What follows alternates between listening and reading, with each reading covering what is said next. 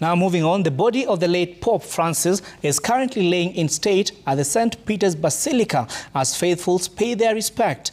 The body was moved to the St. Peter's Basilica from the St. Mary's Major Chapel, where it had been laying from Tuesday morning.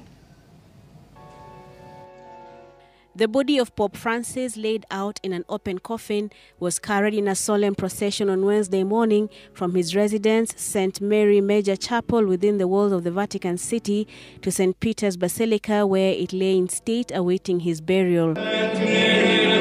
Cardinals wearing their red hats, priests joined by friars carrying candles and escorted by Swiss guards walked slowly into the esplanade, accompanied by the voice of a male choir that chanted psalms and prayers in Latin, where the great bells of the Basilica tolled. The body of the 88-year-old Pope, who died 2 days ago in his rooms at the Santa Marta guest house after suffering a stroke, was held aloft on a wooden platform by 14 white-gloved, black-suited pallbearers.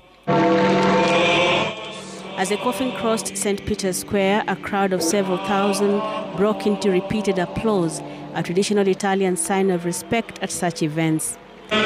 Inside the St. Peter's Basilica, his coffin was placed in front of the papal altar, with members of the Swiss Guard standing next to the coffin of the late Pope as hymns were sung by a choir at the Basilica. Cardinals and other members of the clergy attended a service before paying their tributes to the late pontiff.